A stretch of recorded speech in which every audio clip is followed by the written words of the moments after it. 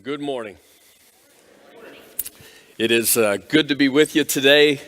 We are making our way through the book of the Bible called 1 Peter. And we have arrived today at chapter 4. However, we have decided that we're going to skip a little bit. We're going to skip verses 1 through 6, but we are coming back to it. I think there are some verses within those 6 that are just especially helpful for people who would have just put their trust in Jesus. And so knowing that the defense is just over the next couple of weeks, and I know that you're going to be inviting family, friends, people that you know who don't know Jesus, we're going to put this one on hold. And then in a couple of weeks, we're going to come back, and hopefully there will be many ears in this room as well as every campus who have recently put their trust in Jesus, and see if we can't encourage them a little bit. All right? And so here's where we are today. We're going to skip ahead a little bit. Here's where we are. If this world is all that you have to look forward to, then you're living for pleasure here. That's it. If you make yourself the measure of all meaning, then you're going to look to yourself, you're going to love yourself, you're going to serve yourself. But the truth is, for those of us who know Jesus, we have been born again. Peter tells us we've been born again to new life, a living hope that we no longer live for ourselves, but we live for His greatness to be known. Because of Jesus, we now have a different story, a story that's been redirected, and we are now driven by a different question. The question is, what does God want? Not what do I want, but what does God want? And so for 3 chapters in this little book, Peter has been reminding us this is not our home. We're just passing through. This is not all that there is to life. We are playing for more than here. And then in verse 7 of chapter 4, he says it a different way. Listen to what he says. 1 Peter chapter 4, verse 7. The end of all things is near. I felt like having a sign with me today again. The end is near. I mean, some people hear those words and that sounds sort of dreadful to them. But to the people of God who have come to know Him through Jesus, look, this is the good news of the Bible. Jesus died for our sins. On the 3rd day, He was raised to life. And before He ascended back to heaven, where He says He is preparing a place for us, Jesus uttered words long before Arnold ever said them, "I'll be back." I spared you the impression this morning. Jesus said, "I'll be back." And honestly, it's the next big step in God's plan in bringing us completely to Himself. And so here's what I'm saying. When we read words that say the end of all things is near, for those of us who know Jesus, here's what that means. History is not just some meaningless cycle. We are heading towards something huge. Our lives have a purpose of communicating to everyone around us the same good news that we have now learned about a God who loves us. There will be justice on that day. And all wrong that has been committed, there will be justice. And there will be reward for those who obey God. You see, because of Jesus, we have hope in the last day.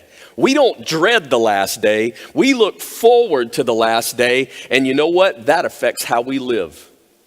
Well, it's supposed to affect how we live. It doesn't lead us to apathy that says, who cares what I do? It actually moves us to action. And I think you could interpret what Peter is saying here this way: make your life count now. Because in the whole scope of things, the end is near. You're going to spend a lot longer when he wraps this thing up than you are on this side of the wrap up. Make your life count now, because the end is near. So what is it that matters most? Here we go. Let's read the rest of verse 7. The end of all things is near. Therefore be alert and of sober mind, so that you may, everybody say pray. That's the first thing he calls us to. He says the end is near, you want to pray. Now, why does he call us to pray? Well, I think it's simply because prayer really does sum up what being a Christian is all about. It's a relationship with God. And prayer, it is this communication with God. It's being connected to God, where at one time we were enemies, now we're friends. How did that happen? Because Jesus forgave my sin. He paid the price for me. I can now know God. And so what would be more important, knowing that a day is coming when all of this is going to be wrapped up? What would be more important than wanting to keep a clear line of communication with the one who's going to wrap it up? And so he says, look, the end is near. Pray. I think he's simply saying here, don't let anything distract you from your relationship with God, because that's what's most important. And so he calls us to be alert and of sober mind. Now, what does that mean? Well, the word alert really can be described by exercising self-control. Now, that just fires you up, doesn't it? I mean, it's like, woo! I mean, that just makes people get up, cheer. Exercising self-control. But I think here's what Peter's saying. If you don't exercise self-control, which, by the way, is something that God actually gives us by the power of his Spirit when he comes to live within us, something like Facebook could occupy more of your time than connection with God. If you don't exercise self-control. And suddenly being connected to everything else and everyone else will trump what is most important of being connected to God. If you don't exercise self-control, then the next movie, the next piece of entertainment, the next World Series, I'm just saying, is that not amazing or what? Yes, it is. But here's what he's saying. If you don't exercise self-control, if you're not careful, you could actually end up putting more of your heart into that than you actually do your relationship with God. Now, nothing wrong with those things in and of themselves, but he's saying, look, if you exercise self-control, you'll learn to say no to some things that are even good so that you can be better at what matters most. It is more important for you to be the spouse that God's called you to be. It's more important for you to be the father that God's called you to be, the mom that God's called you to be. It's more important for you to be connected to the one who can give you boldness to share this good news with the people around you. Here's all I'm asking. When the final day comes and we stand before him, what's going to matter more? What's going to matter more? And he goes, you got to exercise some self-control here so that you keep at the front of your mind this connection that you have to God. Don't let anything trump it. Don't let anything get in the way of it. And then he says, you want a sober mind. What does that mean? It means that you recognize the stakes are high in this life. You're playing for something more. When you have a sober mind spiritually, you are constantly aware that there is an enemy who wants to take you out. I say this all the time. He doesn't want to trip you up. He wants to take you out. And with a sober mind, you will live in view of those things going on around you. With a sober mind, you will live in view that every single day you are locking eyes with men and women and even boys and girls who do not know Jesus and therefore are headed to an eternity in hell without him. If you live with a sober mind, you will not be distracted by the other stuff. You will see this life with that importance. If you live with a sober mind, you will recognize the spiritual war around your children every day. And when you recognize the war that goes on around your children every day, what does that make you do?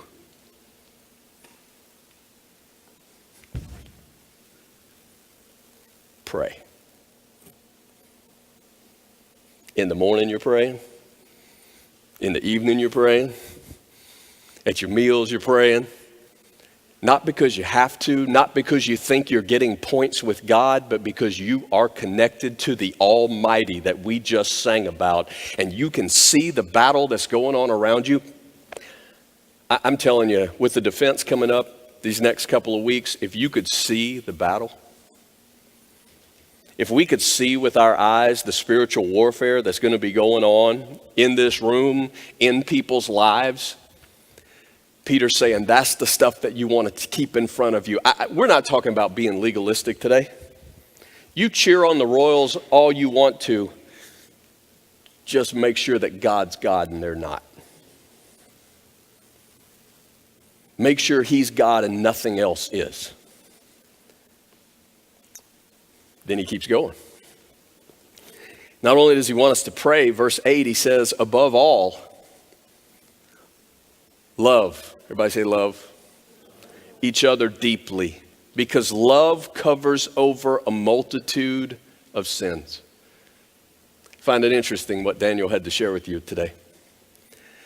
Which by the way,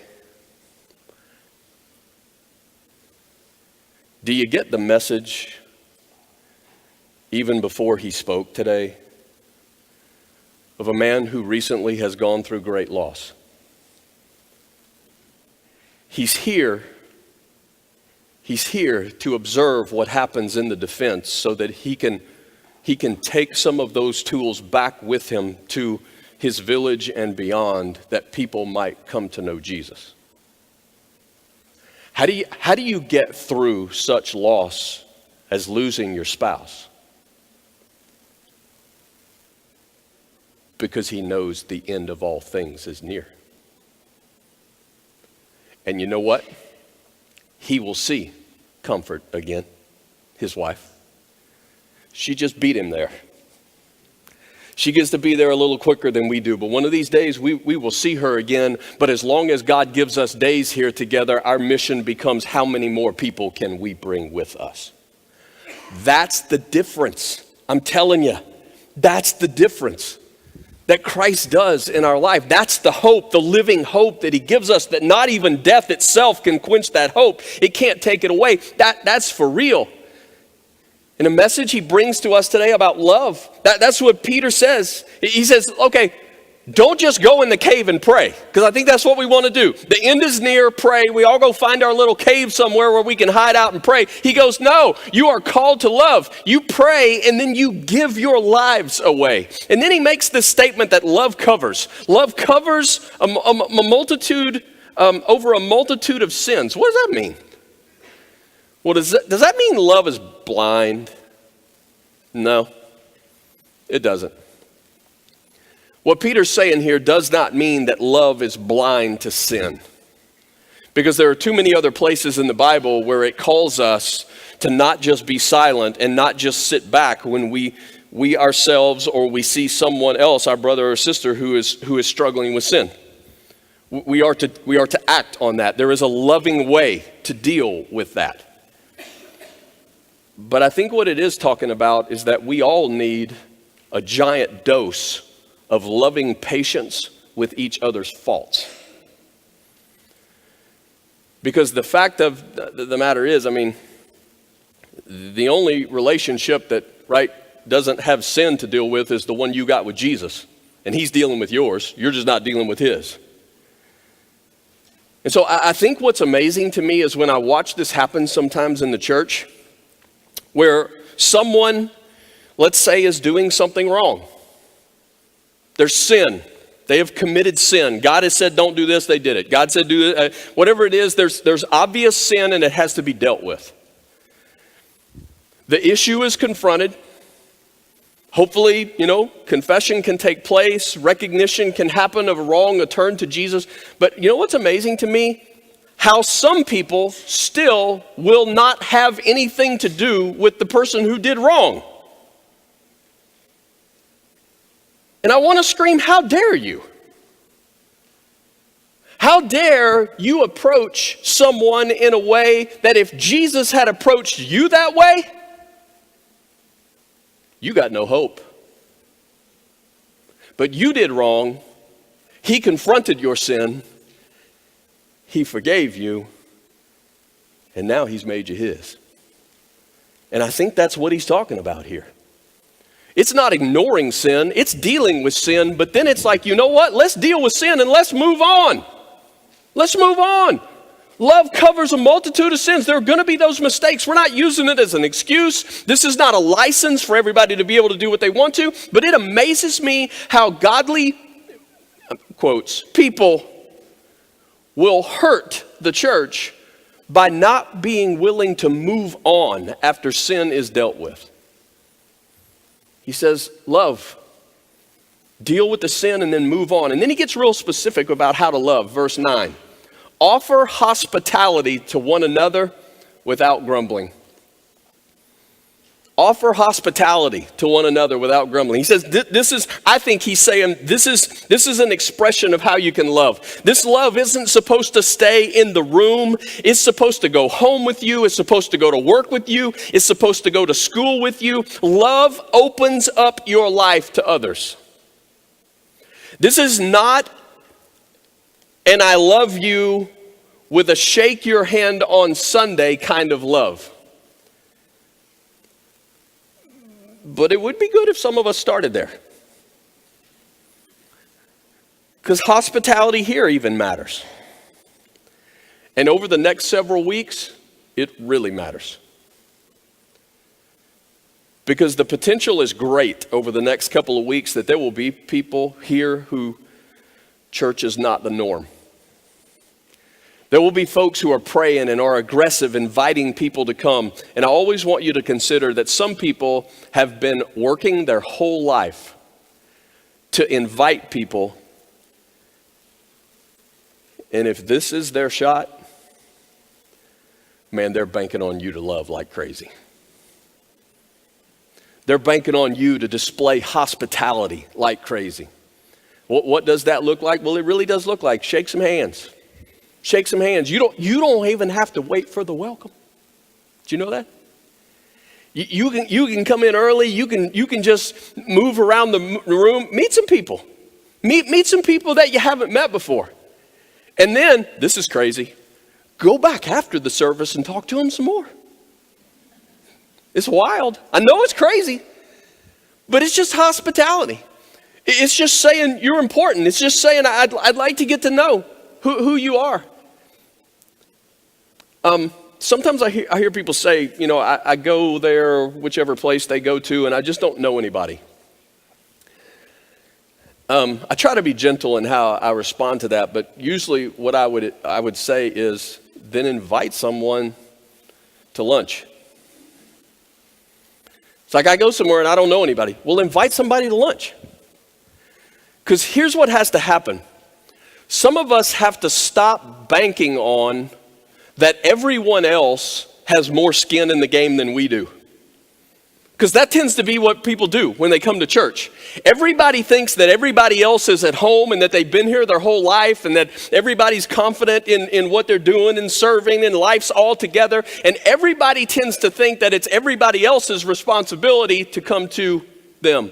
And I'm saying that needs to transform in us. That's what love looks like, that says, look, I'm going to risk. You invite them to lunch. It's like, but I don't want to invite them to lunch if they look back at me and say, I've been here for 3 years.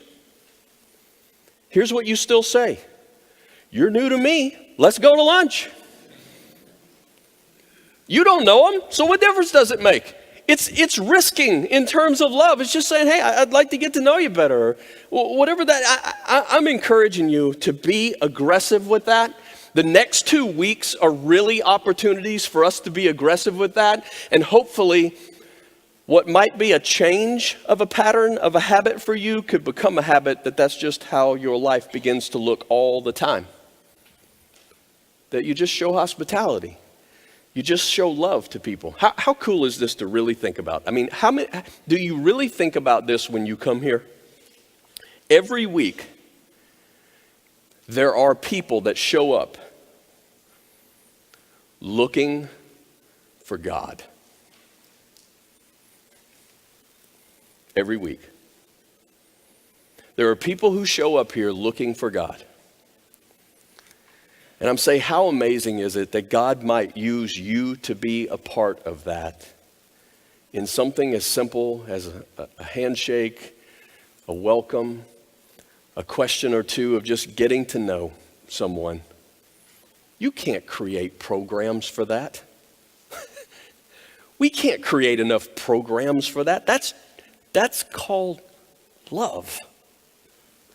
And love will risk.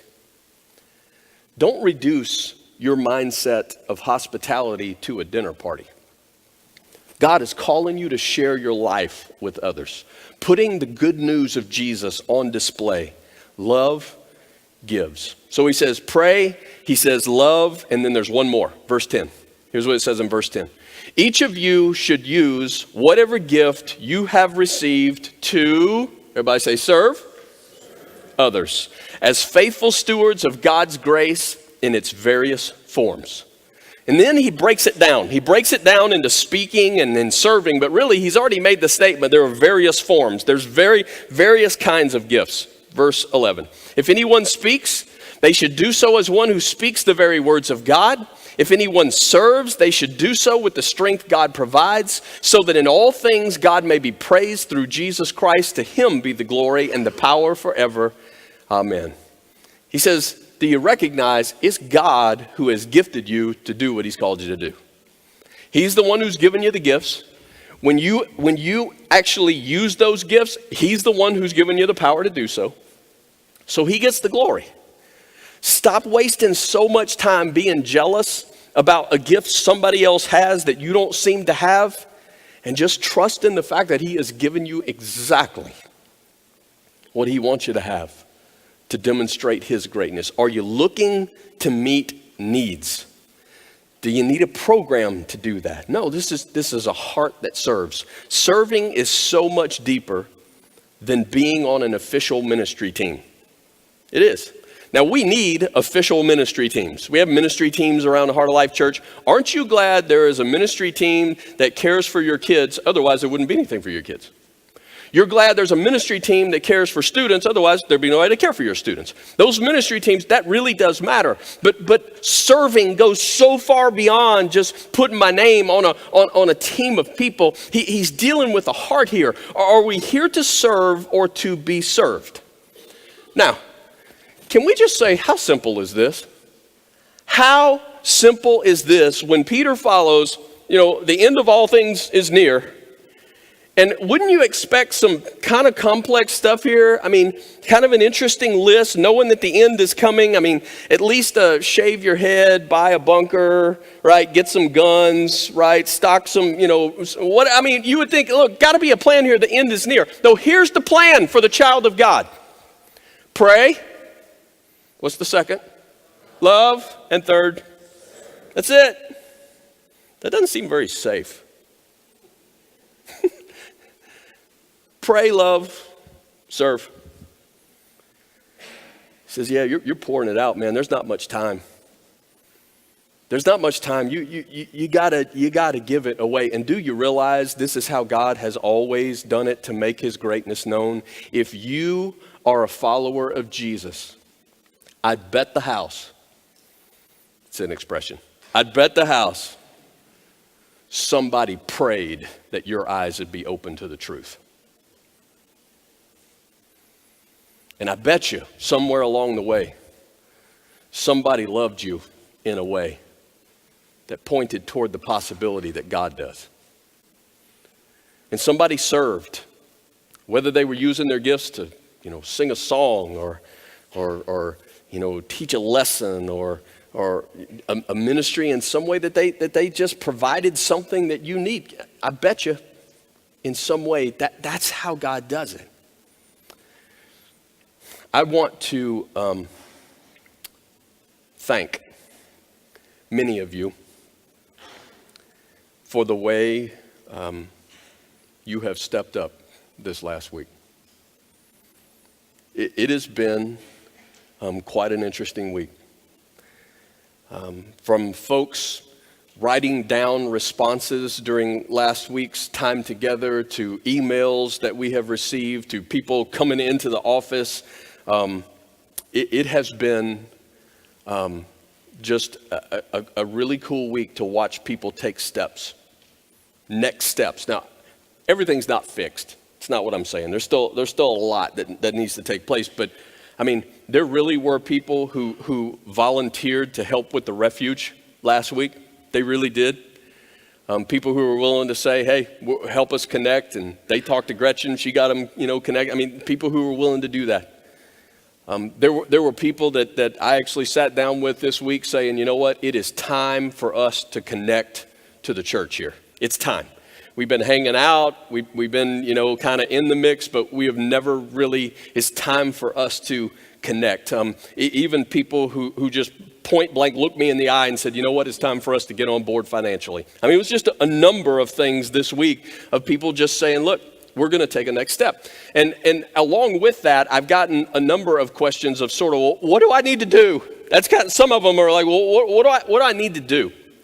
And this is just kind of a blanket list of this is what I would encourage you to do. If you're not involved in a Bible study or a life team, get connected. That's an enormous step that you can take that goes deeper in what God wants to do to your heart and therefore what's going to happen to this body. If you're not connected to a Bible study or a life team, connect to one. Ask us. We'll help you get connected. It may be that you need to connect in some sort of a ministry. I can't tell you what that is, but I'm saying, say to us, look, help me know here's what I'm gifted at, here's my skill, and we'll help connect you. Maybe that's going to be in a formal ministry team. Maybe it's going to be in a way that you're going to help some people that you had no idea needed help.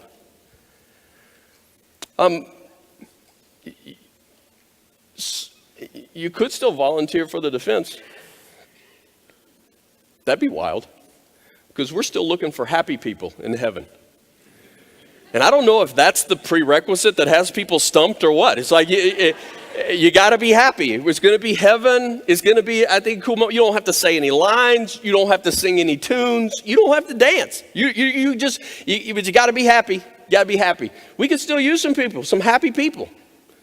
A lot of folks have said, look, I really want to get involved with this Safe House. And I appreciate that. How cool is that? People just going, look, we want to be on board with the Safe House. I'm ready to serve. I'm ready to sit down with, some of those girls. I'm willing to give my time and literally, I'm willing to go to the house. And well, that's cool. And we're putting a list down. And so people are saying, hey, I want to help. And we're making a list of a lot of those things that can take place. People have said, hey, can I help with, maintenance and that kind of stuff? And it's like, well, I think there'll be some things that will come about. The problem is, in order to get to that point, we have to have the resources to get it going. That's the stub right now. And so we are cooperating with other churches, putting, the word together. Hey, can we do this together? But quite honestly, God has called us to take the lead on that. And so if you ask me, what can I do? I'll tell you one of the things you can do right now is give. You can. That's what's going to make the difference in order to hire a director who is skilled in that area. And then from there, that director can help us put in place all the other stuff that needs to be in place. Give. And I'm going to encourage you, because I know where this goes. And since we're just being so frank about all this, it seems like this is Frank season. I don't know. What needs to happen is that we all give toward what we would call just a general fund for our church and how we operate and do ministry together. That's what needs to happen. Okay? And here's why I'm bringing that up, because sometimes people will say, well, look, I want to just give to the Safe House. And I get that. I appreciate that. It's a phenomenal cause to just give to. The question I'm going to ask you is, do you realize what happens, though, if we all do that? And what if your house operated that way? Okay, what if your spouse or your parent came home and said, I have worked really hard all week for my money, and I have decided that this week I really want to put my earnings toward feeding our family because we need food, and I think that you all will really appreciate that. And so all of my earnings this week is going to go toward food for our family. Well, that's a good cause, right? But you would say to them, Dad, if we don't pay the mortgage, though, we got nowhere to eat our food. If we don't pay the light bill, we actually won't have any power to cook our food. Dad, there has to be some fuel in the vehicle for us to go to school and work. You see what I'm saying? Would that work at your house? No, it won't work.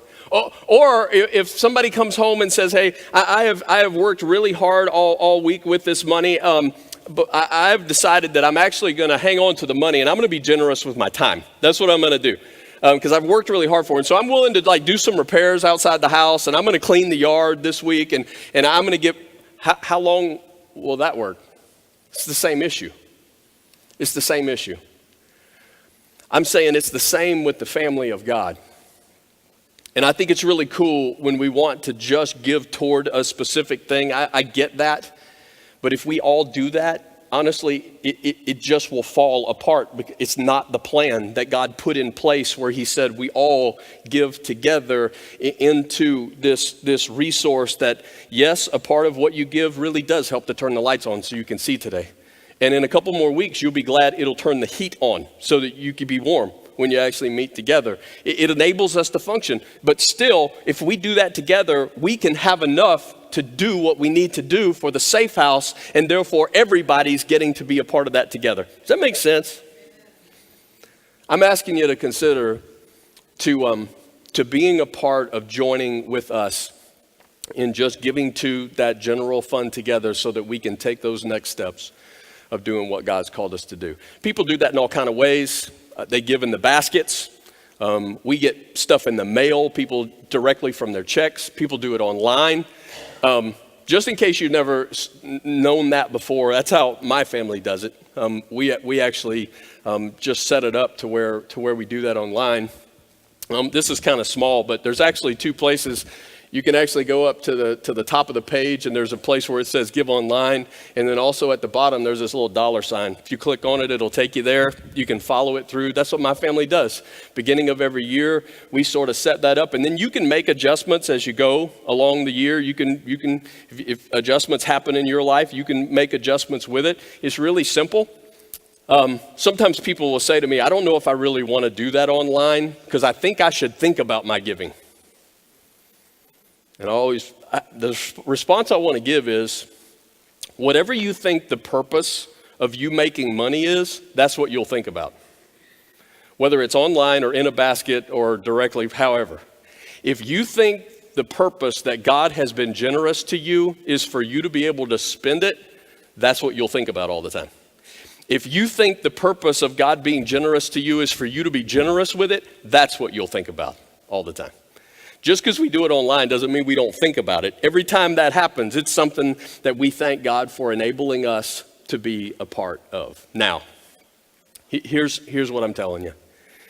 If you and I could truly grasp the picture that the end of all things is near, that we're not playing for here, what I just said to you would be a no-brainer. It'd be the most obvious choice of what to do with your money that's ever been presented to you, ever. If you knew truly the end is near. I know that when we talk about something like this, it bothers some of us, but I'm promising you, and I can't come through on my promise until the day that we all stand before him.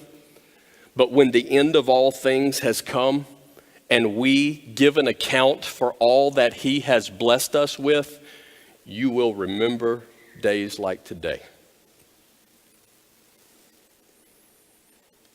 And none of us are going to be able to say, well, I didn't know. You're going to go, yeah, you did. Yeah, you did. And I promise you, I don't want to get there one day and you all look at me and go, why didn't you tell us? Why didn't you tell us that it was worth it?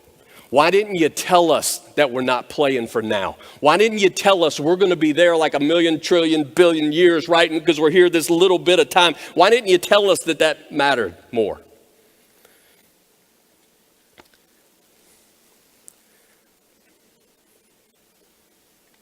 When you pray, when you love, when you serve, it enables us to do things like the refuge. It enables us to do things like the safe house. It enables us to do things like the defense. I want to introduce Bill Wright to you. Everybody say hi, Bill. Bill regularly is a part of the Lee Summit campus, although he has been highly involved in ministry in the Heart of Life Church in numerous ways. He's been investing in our kids, in our students' lives, just a lot of different ways. And Bill is a part of the defense. And so we've asked him this morning to share just a little bit of what the defense will be like this week, so that you kind of know not only what to expect, but maybe if you're inviting people, just to understand a little bit. Now, I'm going to reiterate while he's getting set up here. A few things have changed. Did you hear Dennis say that? Did you hear him? I'm not convinced you heard him. So I'm going to say it again real quick. Next Wednesday is still on as planned. Still on. Next Wednesday is almost booked, solid. Not quite, but it's almost booked. Every time slot is certainly booked. I'm not sure how many more spots, but there's not many left for Wednesday. We need to do next Wednesday. One, it's full. Two, our friends from Togo and about another 10 to 12 are coming in from Taiwan tomorrow. We've got international folks who are here for the purpose of seeing the defense so that they can take that back to their countries and share the good news of Jesus. Now, in case you don't know why we're adjusting, the Royals are in the World Series, okay? Which is a great reason to cheer, but the issue is there's a World Series game on every night of the defense, as it was planned. Which means not only are you trying to get your lost neighbor, friend, family member to come to a church drama, but you're trying to get them to come to a church drama and walk away from something that hasn't happened in 30 years that they really want to see. Now, yes, we can pray and we can ask God to bring them, but we can also change the dates and pray and ask God to bring them. And so what we're going to do is next Wednesday stays the same. But the Friday and Saturday that were supposed to be the 24th and the 25th is going to shift to the next Friday and Saturday, the 31st and November 1st.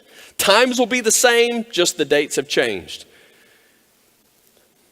I assure you, with everything that I've got,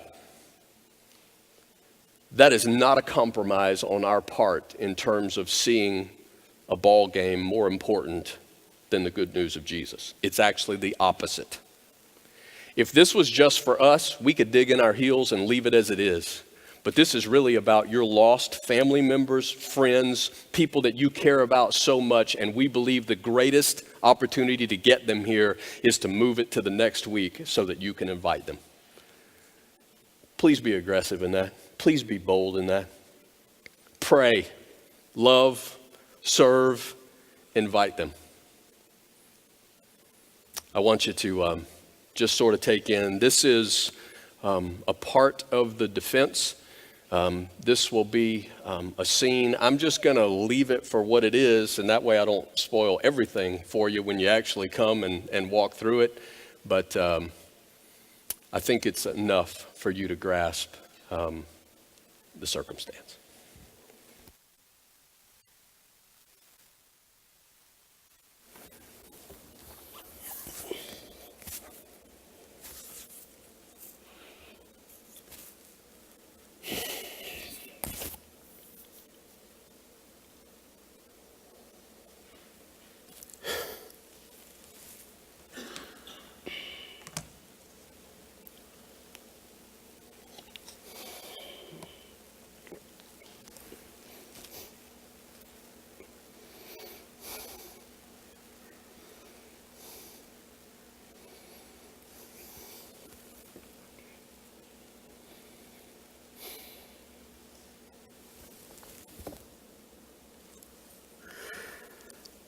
Hey, Brad, it's Dad again.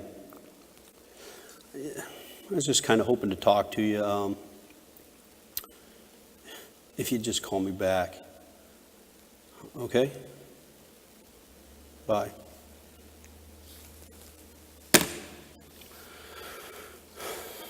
Just kind of want to tell you I'm sorry.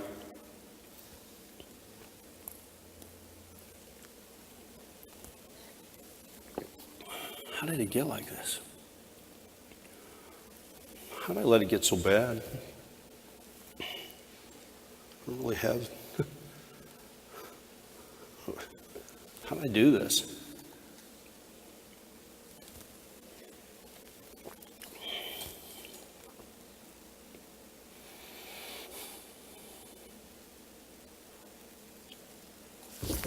You got what you wanted!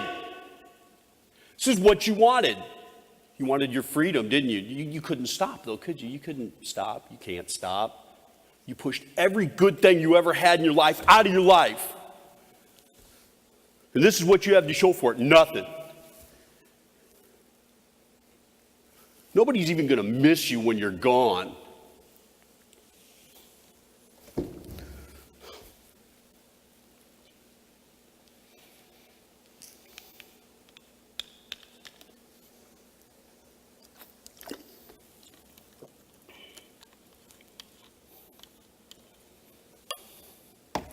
Nobody's even going to miss me.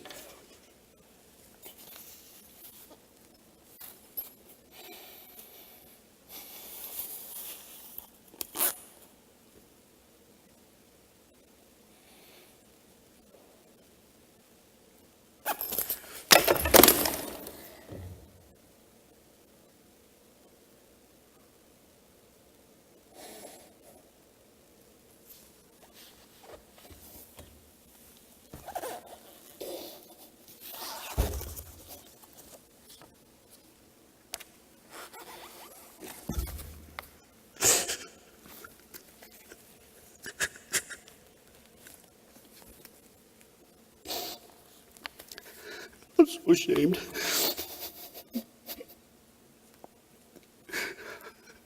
I've thrown away everything he ever gave me.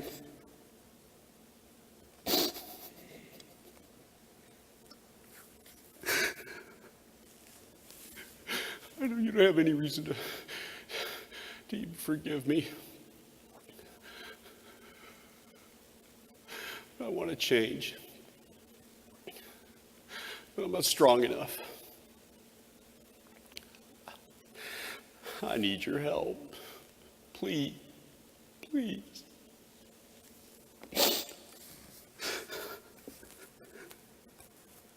Jesus, I need you.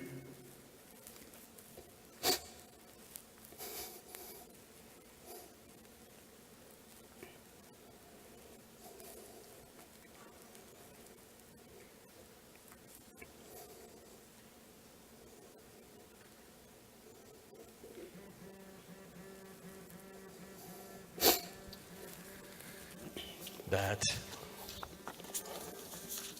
is the picture of more lives than you can imagine. People who have given up hope. but we know where hope is found. I'm encouraging you with everything I've got to be bold in inviting the people you love to come watch a drama that points people to the only hope. But I'm also inviting you today that if you don't know that hope, who is Jesus, you don't have to wait for the drama. You can meet him today. I'm going to pray for us in just a second. We're going to stand together. We're going to sing again the song that we learned a little earlier, Almighty. It's all about him. I'm encouraging you today. Pray. Love. Serve. If you need prayer today, we'll be around the room. If you need Jesus today, we'd be honored to speak with you. Let's stand together. I'm going to pray. We're going to sing.